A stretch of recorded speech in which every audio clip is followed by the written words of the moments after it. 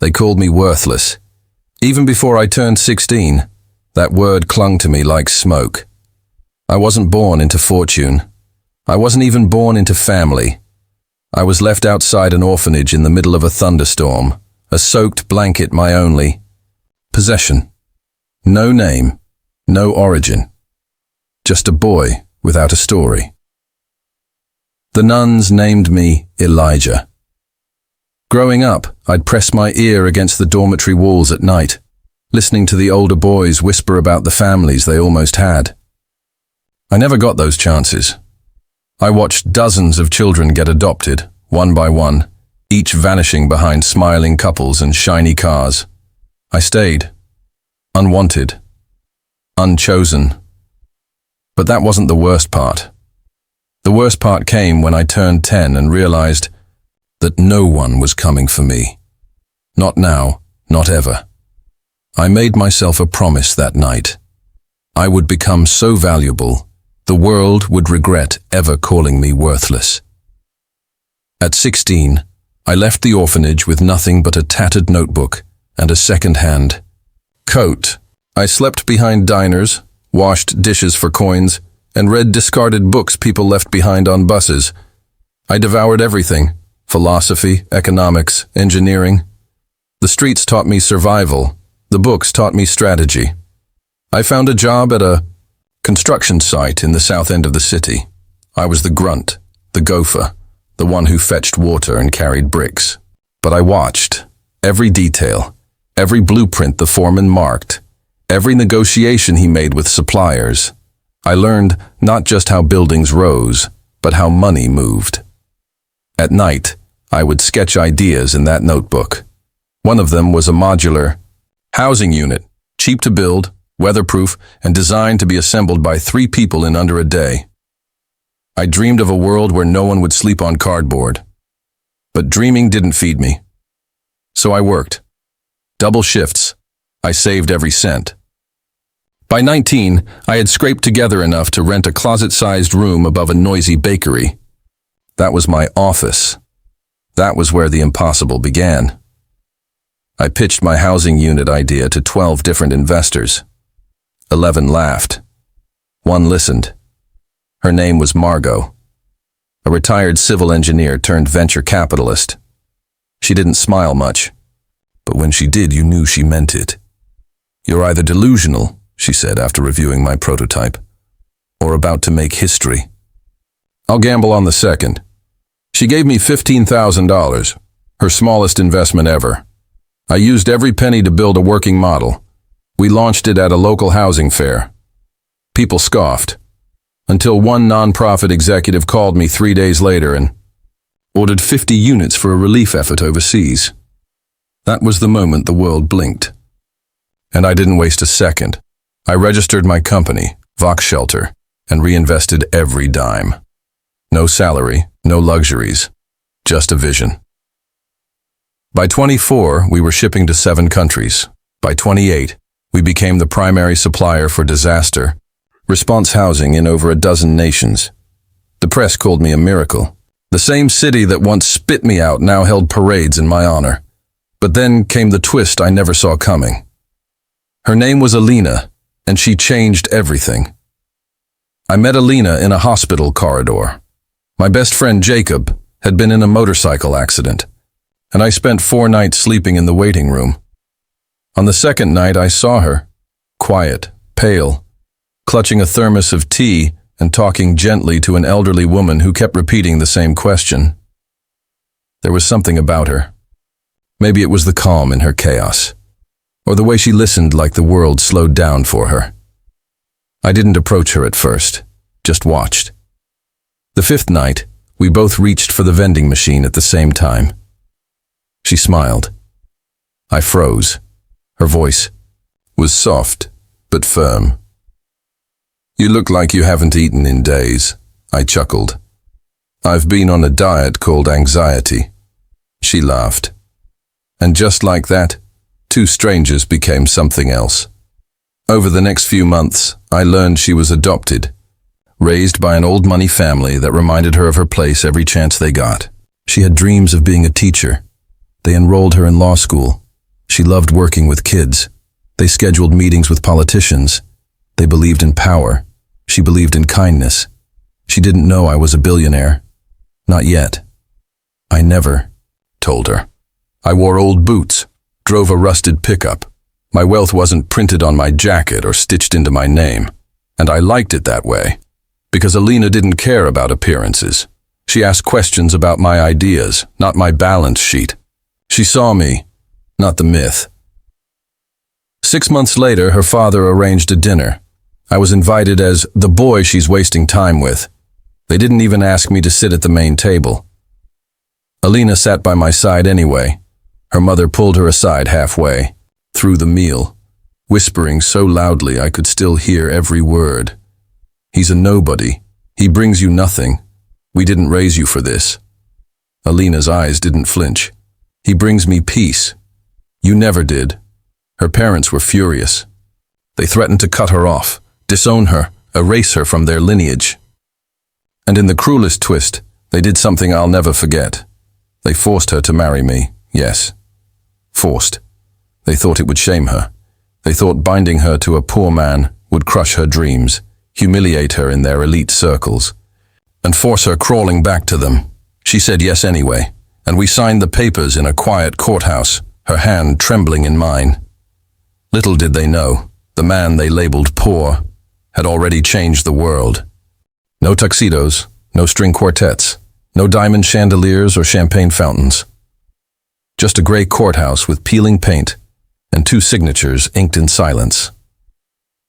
Alina wore a pale blue dress she'd bought secondhand. I wore the same shirt I'd worn.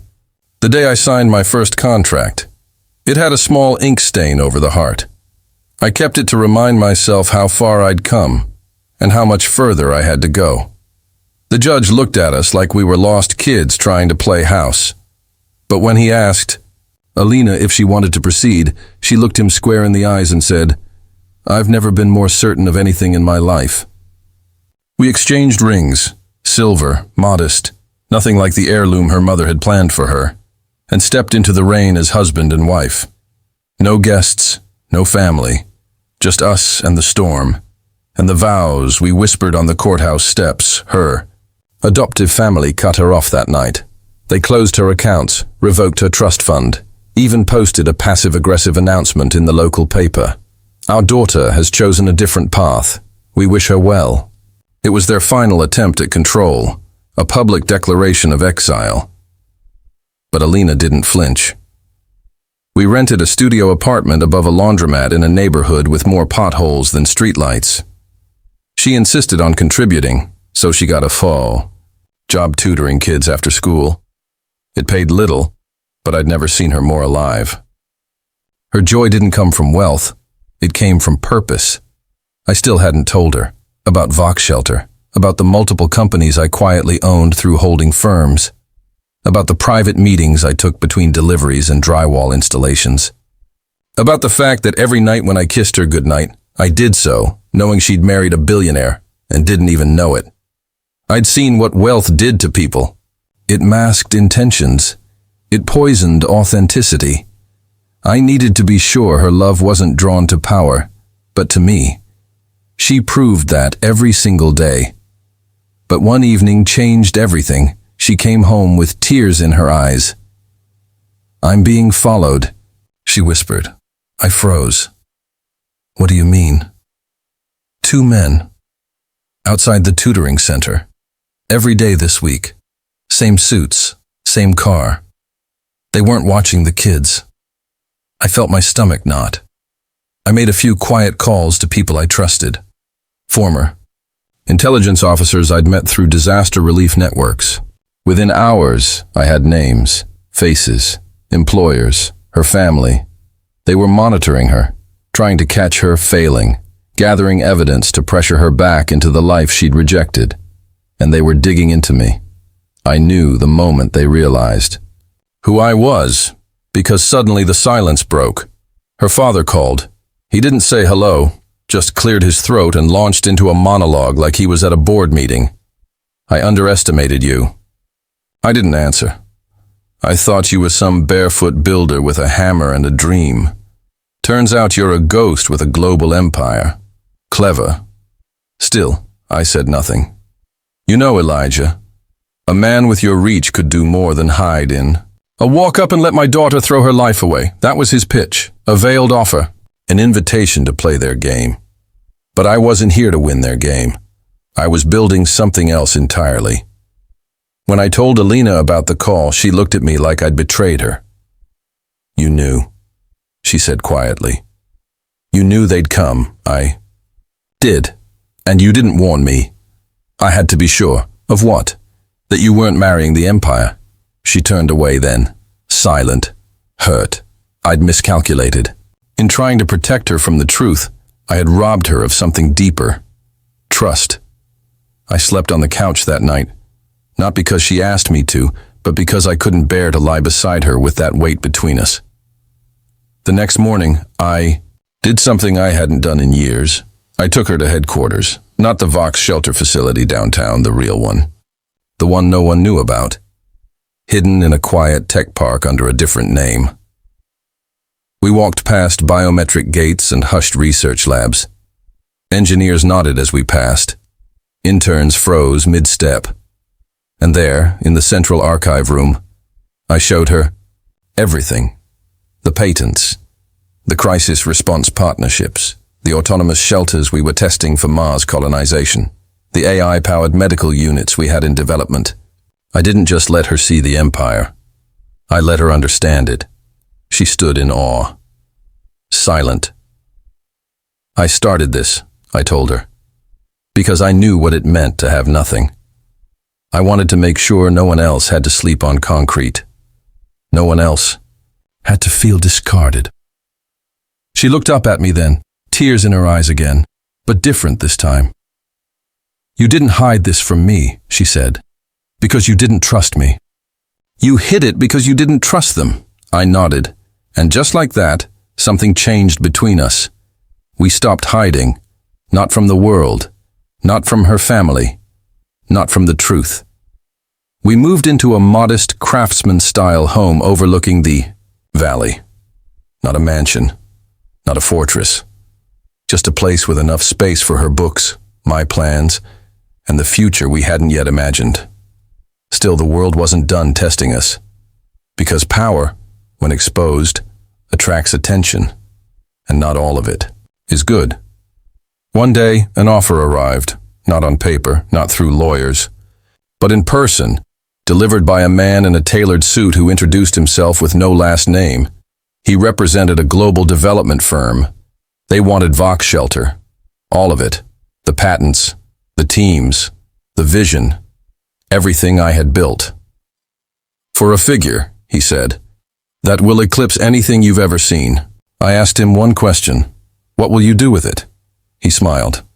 Maximize return, cut costs, rebrand, license to the military, expand into mining shelters, maybe Mars, depends on the margins. He didn't understand. Vox Shelter wasn't just a company. It was a promise. I turned him down. He left with a smirk and a veiled threat. You'll regret passing on this. Maybe I would, but I could live with regret. I couldn't live with betrayal. That decision would come back to haunt us sooner than I thought, because some people don't take no for an answer. And when the next storm came, it didn't knock on our door. It kicked it in. It started with a text, no name, no number, just 7 words glowing on my screen at 2:17 a.m. Check your holding company. Now. I didn't panic. Not yet. I'd received threats before. Corporate sabotage, legal traps, even blackmail attempts. Comes with the territory when your vision changes lives and disrupts billion-dollar industries. But when I logged into the server and pulled up the Vox Shelter trust files, I saw the color drain from my own face. Files missing. Red flags everywhere. Holdings frozen. A transfer in process I never authorized. Someone had breached the fortress. I leapt into action. Encrypted calls, emergency protocols, legal defense teams woken from deep sleep. But the damage had already been set in motion. By sunrise, the media was spinning. Rumors of insolvency, whispers of fraud. Industry analysts on morning shows speculating about a misstep by a visionary. None of them knew the truth, but I did. They had taken it. Not just the company. They tried to take the meaning. The man in the tailored suit hadn't lied. He worked for a conglomerate so vast it made governments uneasy. They'd bribed insiders, exploited offshore loopholes, weaponized bureaucracy, all in an attempt to gut Vox Shelter from the inside. And I'll admit it, there was a moment that week when I stood on the balcony of our home, fists clenched, staring into the horizon like it owed me something. I could have quit. I could have taken a golden parachute, moved to a private island, and let the world burn. I had enough stashed away in hard assets, trusts, and silent equities to disappear 10 times over, but that's not why I built this life.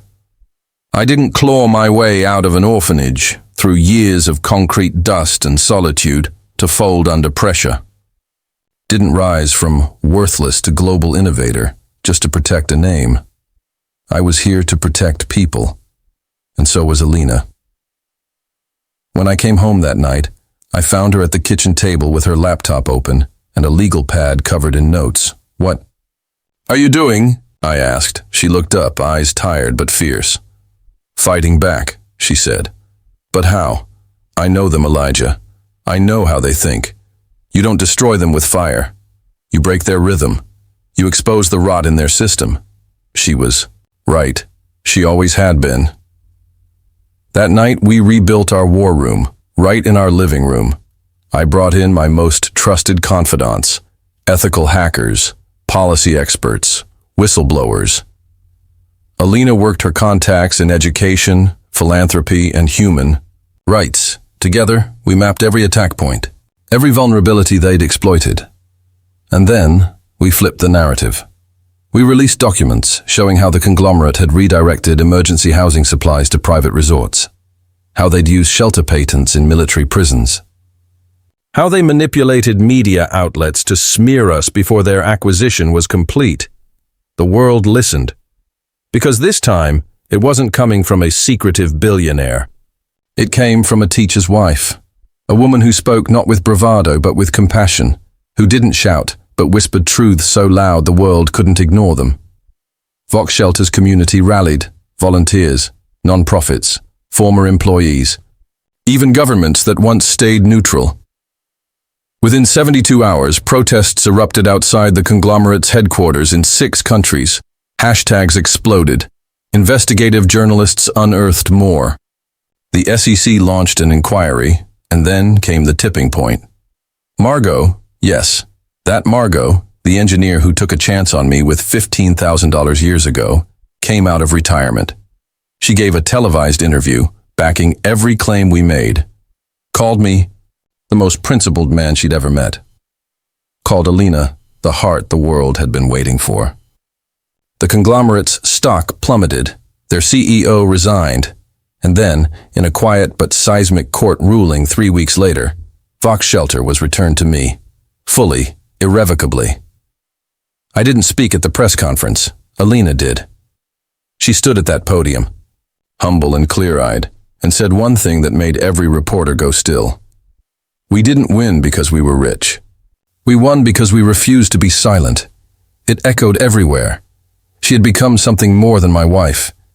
She was now the soul of the mission. And I? I was no longer hiding behind a false identity. The world now knew the truth. The poor man they once pitied was the architect of a better tomorrow.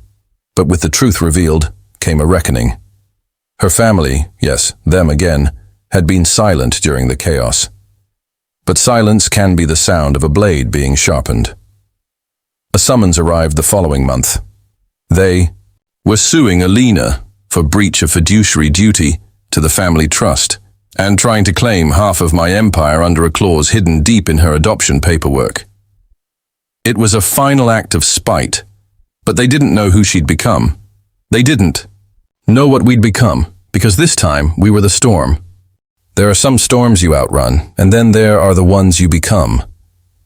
When the lawsuit landed, Alina didn't cry. She didn't break down or run. She straightened her spine, poured herself a cup of coffee, and read every page like a scholar, dissecting ancient war texts.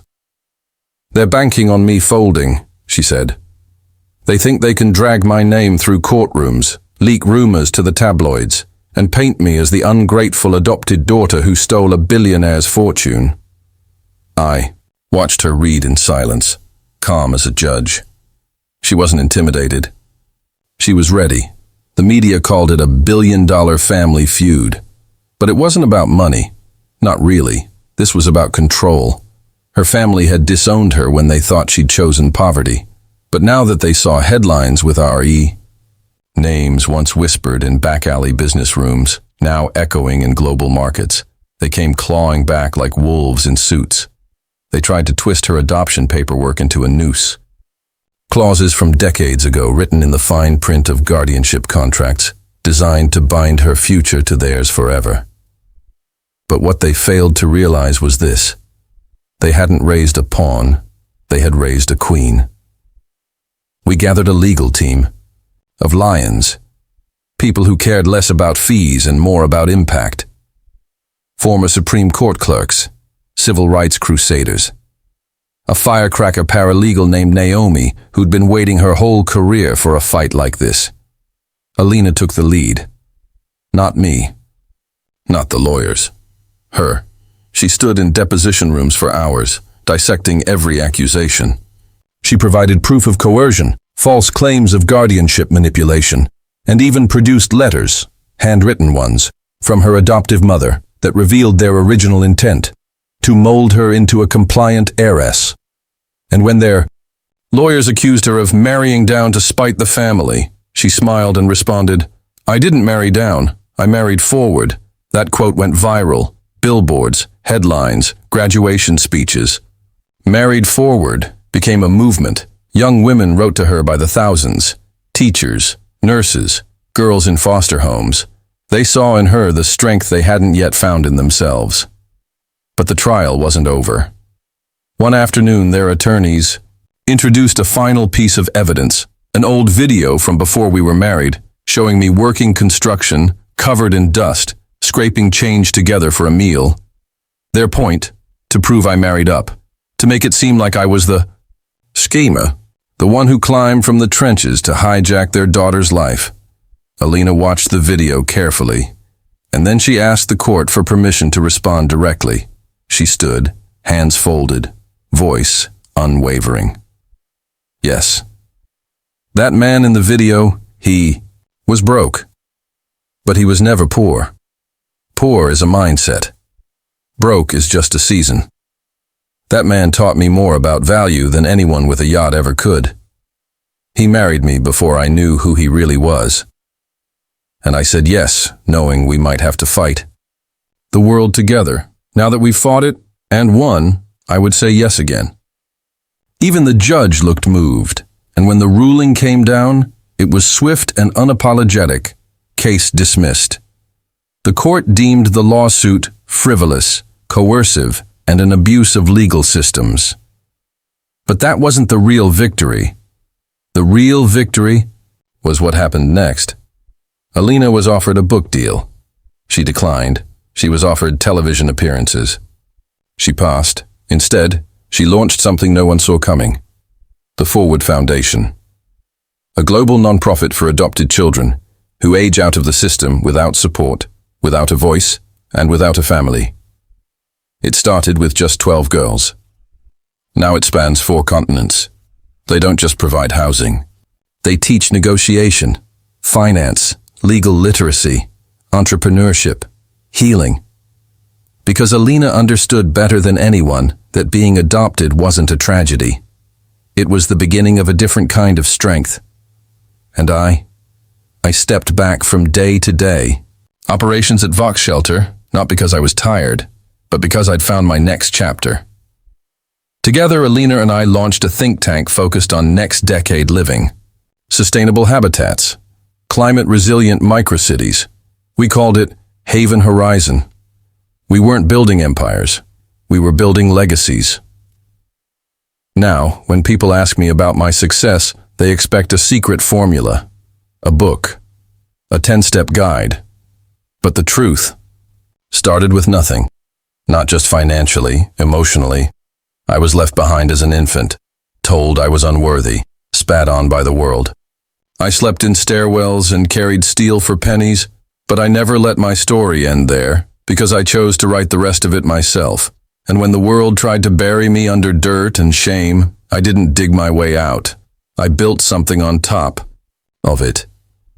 I married a woman who stood beside me when the world turned its back, who defended me when even I had doubts, who burned bridges to find truth and built new ones so others could cross safely.